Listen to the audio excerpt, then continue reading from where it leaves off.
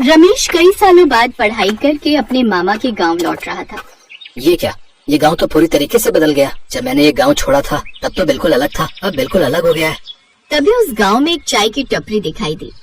वहाँ पर कुछ लोग बैठे, उन लोगों से जाकर पूछता हूँ। रमेश चाय की टपरी के पास चला गया। अरे चाचा, यहाँ पर गिरधारी का घर कौन सा है? बेटा, लगता है पहली बार इस गांव में आए हो। आओ बैठो, पहले गर्मा गर्म मीठी मीठी चाय पियो, जिससे तुम्हारी थकावट दूर हो जाएगी। उसके बाद जो है मैं तुम्हें गिरधारी का मकान भी बता दूंगा। ठीक है चाचा, बढ़िया चाय बनाओ। वैसे चाचा, मैं इस गांव में नया नहीं हूँ, गिरधारी मेरे मामा है, लेकिन मैं इस गांव में 10 साल बाद आया हूँ। मैं तुम्हें देखते ही समझ गया था बेटा कि तुम गिरधारी के भांजे हो, लेकिन थोड़ा सा शक था, वो भी तुमने दूर कर दिया। तुम बचपन में बहुत शैतानी करते थे, मुझे सब याद है। चाचा ने उसे रास्ता बता दिया और वो वहाँ से उठकर चला गया। चलते चलते उसे काफी देर हो गई, लेकिन अपने मामा का घर वो नहीं ढूंढ पाया। तभी रास्ते में उसे एक औरत दिखाई दी, जिससे उसने रास्ता पूछा। अरे चाची, यहाँ पर गिरधारी का घर कहाँ पर है? सीधे सीधे जाना, फिर दाएं मुड़ जाना, कोने में जो है झोपड़ी गिरधारी की है। बहुत बहुत शुक्रिया चाची। रमेश सीधे चला गया, फिर दाएं मुड़ गया, लेकिन थोड़ी दूर चलने के बाद ही उसे फिर से वही चाय की टपरी दिखाई दी, जिस पर अभी अभी वो थोड़ी देर पहले चाय पीकर आया था।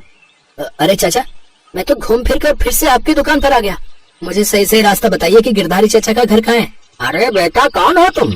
तुम तो पहली बार मेरी दुकान पर आए हो, चेहरा को जाना पहचाना लग रहा है। अरे चाचा, आप इतनी जल्दी भूल गए? मैं बस 5 मिनट पहले ही तो आपकी दुकान पर चाय पीकर गया था। चाहो तो इन लोगों से पूछ लो। अरे बेटा, हम मानते हैं कि तुम शहर से पढ़ लिख कर आए हो, लेकिन हम भी बेवकूफ नहीं है। क्यों मजाक कर रहे हो? तुम तो पहली बार इस दुकान पर आए हो। ऐसा करो, सीधे सीधे जाना, फिर दाएं मुड़ जाना, कोने में जो मकान है वो गिरधारी का है। खैर, रमेश ने वहाँ पर कुछ नहीं बोला और जैसा उन्होंने रास्ता बताया वैसे वैसे वो चला गया। लेकिन एक बार फिर से वो उन्हीं चाचा की चाय की टपरी पर पहुँच गया। अब तो आप लोग मुझ पर यकीन करेंगे ना? देखो, मैं फिर से आपकी दुकान पर आ गया। देख रहे हो तुम लोग, मेरी चाय की टपरी दूर दूर शहरों में भी फेमस हो गई है।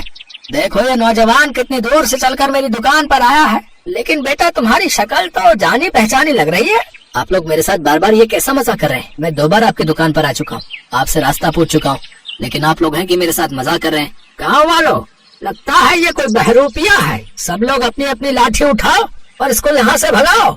रमेश अपना बैग लेकर भागने लगा। जब उसने देखा कि पीछे कोई नहीं है, तब वो उठकर फिर से वहाँ से जाने लगा। ये गांव बड़ा अजीब है। हे ऊपर वाले, इस बार मुझे मेरे मामा के घर पहुँचा दे, फिर से चाचा की दुकान पर मत भेज देना। रमेश वहाँ से उठा और जाने लगा, लेकिन थोड़ी दूर चलने के बाद एक बार फिर से उसे वही चाय की टपरी दिखाई दी। चुपचाप यहाँ से निकल जाता हूँ, वरना ये लोग फिर मुझे दौड़ा देंगे। रमेश इस बार चुपचाप वहाँ से जाने लगा, लेकिन तभी दुकानदार ने उसे रोक लिया। अरे रमेश बेटा, क्या हुआ? तुम्हारे मामा का घर तुम्हें अभी तक नहीं मिला क्या? ये सुनकर रमेश हक्का बक्का रह गया। उसे कुछ भी समझ में नहीं आ रहा था कि वो उससे क्या कहे। तुम्हें मैं दोबारा चाय पिलाता हूँ, फिर मैं अपने लड़के को भेज दूंगा, वो तुम्हें तुम्हारे मामा के घर छोड़ देगा। घबराओ मत, तुम शहर के लोग बहुत जल्दी घबरा जाते हो। ठीक है चाचा, लेकिन आप लोग मुझे मारेंगे तो नहीं? ये तुम कैसी बातें कर रहे हो बेटा? हम भला तुम्हें क्यों मारेंगे? खैर, रमेश को कुछ समझ में नहीं आ रहा था, इसलिए उसने कुछ नहीं बोला। छोटू, छोटू, रमेश भैया के साथ जाओ और गिरधारी काका के घर तक छोड़ कर आना। ठीक है काका, चलो रमेश भैया। रमेश चुपचाप उस लड़के के साथ चलने लगा। रमेश उस लड़के से कुछ बोल नहीं रहा था, क्योंकि उसे डर लग रहा था। चलते चलते दोनों काफी दूर तक निकल आए, लेकिन अभी तक गिरधारी का घर नहीं मिला। तभी अचानक रमेश ने देखा कि वो लड़का वहाँ से गायब था। ये लड़का तो अभी मेरे साथ था, अचानक कहाँ गायब हो गया? कहीं मैं कुछ ज्यादा तेज तो नहीं चल रहा हूँ? हो सकता है वो लड़का पीछे रह गया हो। रमेश ने जैसे ही पीछे पलट कर देखा तो पीछे एक लड़की थी। अरे क्या हुआ? सीधे चलते रहो, बस थोड़ी दूर पर ही गिरधारी चाचा का घर है। लेकिन तुम कौन हो? मैंने तुमसे तो रास्ता पूछा नहीं। ये आप कैसी बहकी बहकी बातें कर रहे हैं? चाय वाले चाचा ने मुझे तुम्हारे साथ भेजा था ताकि आपको गिरधारी काका का घर बता सकूं। भूल गए? या तो मैं पागल हो गया हूँ, या फिर ये सारा गांव ही पागल हो गया है। क्या सोचने लगे आप? अगर आपको अपने मामा के घर नहीं जाना तो मैं दुकान पर जाती हूँ, मुझे बहुत काम है। नहीं, तुम चलो मेरे साथ, मुझे अब जल्दी से मामा के घर पहुँचना है। रमेश अब उस लड़की के साथ चलने लगा। चलते चलते फिर काफी समय बीत गया, लेकिन गिरधारी का घर अभी तक नहीं मिला। तभी उसके कंधे पर एक आदमी ने हाथ रखा। थक गए क्या रमेश बेटा? बस तुम्हारे मामा का घर यहाँ से थोड़ी ही दूर पर है। ये गांव अभी बहुत पिछड़ा हुआ है, यहाँ कोई रिक्शा वाला भी नहीं मिलेगा। अब लड़की गायब हो चुकी थी। उसकी जगह एक उम्र दराज आदमी था। रमेश ये देखकर हैरान हो गया।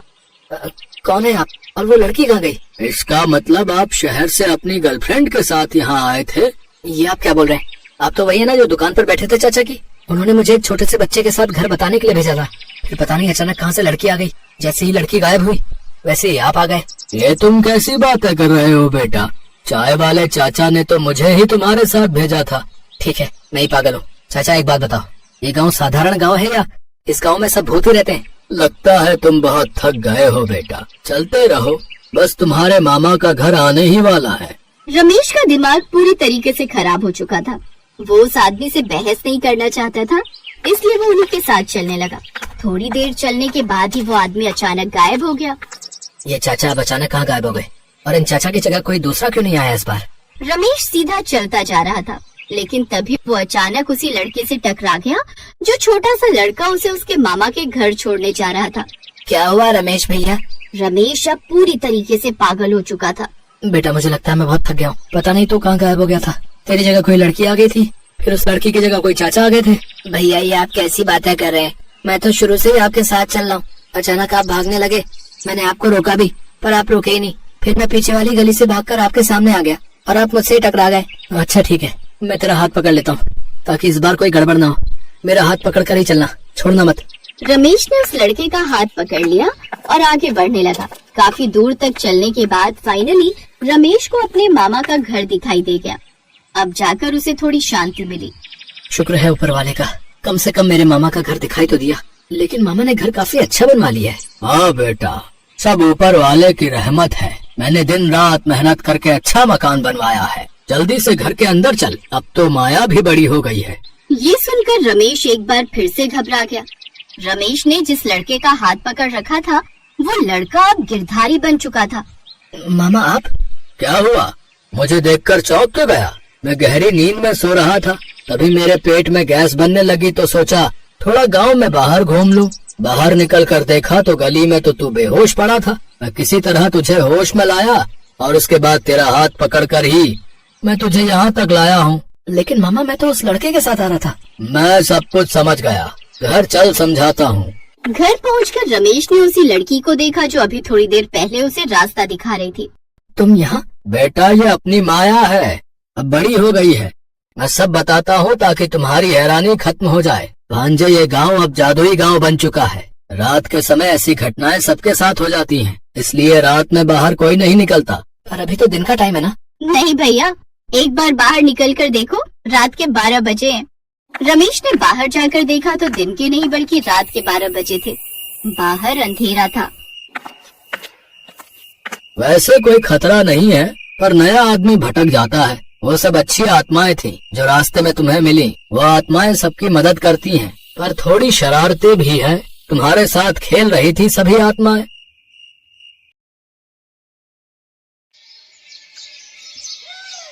प्रतापनगर में सुंदरलाल नाम का एक दर्जी अपनी पत्नी शांति और बेटी संध्या के साथ रहता था। संध्या का रंग सांवला था, इसलिए उसके लिए कोई भी रिश्ता नहीं मिल रहा था। इसी कारण सुंदरलाल और शांति परेशान थे। सुंदरलाल, मैंने कुर्ता पजामा सिलने दिया था, तैयार हो गया क्या? बस एक पक्की सिलाई करनी बाकी है रामलाल जी। अच्छा, फिर मैं लड़का भेजूंगा, उसी के हाथ दे देना। शाम को शादी में जाना है, इसलिए थोड़ी देर में करके दे दो। और संध्या के लिए कोई रिश्ता मिला या नहीं? कहाँ मिला रामलाल जी, बहुत जगह बोल रखा है। बाकी मैंने तो भगवान पर छोड़ रखा है, वही मेरी बेटी का अच्छा भविष्य तय करेंगे। बात तो ठीक है, पर तुम्हारी बेटी का रंग सांवला है। इतनी आसानी से लड़के सांवले रंग रूप की लड़की के लिए मानते नहीं है। इसलिए जब तुमने मुझे कहा था, मैंने भी इस बारे में किसी से कोई बात नहीं की। अच्छा चलता हूँ, कपड़े भिजवा देना है। सुंदरलाल देखता है रामलाल की बातें संध्या सुन चुकी है, इसलिए उसने बात बदलनी चाहिए। संध्या बेटी, तू रामलाल की बातों का बुरा नहीं मानना। वो तो बस बापू, मुझे पता है मेरे कारण आपको कितना सुनना पड़ता है। सब कितनी बातें बनाते हैं, मुझे अच्छा नहीं लगता। ना बेटिया ना, ऐसा कभी मत सोचना। तू तो हमारी जिंदगी से बढ़कर हमें प्यारी है। मैं भी आप दोनों से बहुत प्यार करती हूँ बापू। अच्छा लाओ, कुछ कपड़े मैं सिल देती हूँ, आप थक गए होगे। संध्या का उदास चेहरा देखकर सुंदरलाल उस समय चुप हो जाता है। संध्या कपड़े सिलने लगती है। संध्या भी सुंदरलाल की तरह बहुत अच्छे कपड़े सिलती थी। एक दिन उस राज्य के राजकुमार का जन्मदिन था, जिसमें पूरे नगर को न्योता दिया गया था। सुनो सुनो नगर वासियों, ध्यान से सुनो। राजकुमार वीर सिंह के जन्मदिन की खुशी में पूरे नगर को दावत का न्योता दिया जा रहा है। राजा भानु प्रताप सिंह और रानी सुनंदा अपने बेटे वीर सिंह का 25वां जन्मदिन धूमधाम से मना रहे हैं। अरे वाह, राजकुमार वीर सिंह के जन्मदिन की दावत सचमुच देखने वाली होगी। मैं तो बहुत सुंदर तैयार होकर जाऊंगी। मैं भी। पर हम राजकुमार को क्या उपहार देंगे? ऐसे खाली हाथ जाना तो अच्छा नहीं लगेगा। अरे हम क्या देंगे? हमारे माँ बापू भी तो जा रहे हैं, वही देंगे। हम क्यों चिंता करें? पूरे नगर के लोग राजकुमार के जन्मदिन में जाने की तैयारी कर रहे थे। सुनो जी, मैं सोच रही थी हम दोनों तो जन्मदिन की दावत में जा नहीं रहे। तुम्हारी तबीयत भी ठीक नहीं है, पर किसी न किसी को तो जाना चाहिए। इसलिए संध्या को उसकी सहेलियों के साथ भेज देते हैं, नहीं तो महाराज और महारानी को बुरा लगेगा। ठीक है, ये बात सही रहेगी संध्या बिटिया। तू राजकुमार वीर प्रताप जी के जन्मदिन की दावत के लिए चली जाना। ठीक है, आप चिंता मत करो, मैं रेखा और सुनैना के साथ चली जाऊंगी। संध्या राजकुमार के जन्मदिन के लिए जाने के लिए तैयार तो हो गई, पर वो यही सोच रही थी कि आखिर वो राजकुमार के लिए उपहार में क्या ले जाए। तभी उसके दिमाग में एक तरकीब आई। राजकुमार के जन्मदिन के लिए एक सुंदर सी पोशाक तैयार करके ले जाती हूँ, उनको पसंद आएगी। संध्या राजकुमार के लिए बहुत ही सुंदर पोशाक तैयार करती है और सबके साथ राजमहल पहुँचती है। बहुत संख्या में लोग जन्मदिन की दावत में पहुँचे थे। उन सबके बीच संध्या घबरा रही थी। राजकुमार को तो इतने ढेरों उपहार मिल रहे हैं, इतने सारे उपहार में मेरे द्वारा सिली हुई मामूली सी पोशाक क्या राजकुमार को पसंद आएगी? राजकुमार को अपने हाथ से देने की हिम्मत तो मेरे में है नहीं। चुपचाप उनके कक्ष में रख देती हूँ। संध्या पोशाक को राजकुमार के कक्ष में रखकर घर आ जाती है। संध्या बिटिया, तू राजकुमार से बिना मिले ही आ गई। उन्हें पता कैसे चलेगा कि तूने उपहार में उन्हें वो पोशाक दी है? कोई बात नहीं बापू, वैसे भी अब तक राजकुमार इतने सारे उपहारों के बीच मेरी दी हुई पोशाक भूल भी चुके होंगे। संध्या जैसा सोच रही थी वैसा कुछ भी नहीं था। राजकुमार जब कमरे में पहुंचा तो उसने वो पोशाक वहाँ रखी देखी। अरे, ये उपहार मुझे किसने दिया है? ये तो बहुत सुंदर पोशाक है, अद्भुत। मुझे जहाँ तक याद है सबने मुझे उपहार दिए। मैंने सबका चेहरा देखा, पर ये उपहार तो मेरे हाथ में किसी ने नहीं दिया। कैसे पता चलेगा कि ये उपहार किसने दिया है? और मेरे हाथों में दिए बिना ही यहाँ मेरे कक्ष में रख दिया। राजकुमार महाराज, महारानी, सेनापति, दास दासी सबसे पूछता है, पर किसी को भी इस बारे में कुछ नहीं पता था। राजकुमार हैरान रह जाता है कि ऐसा क्यों हुआ।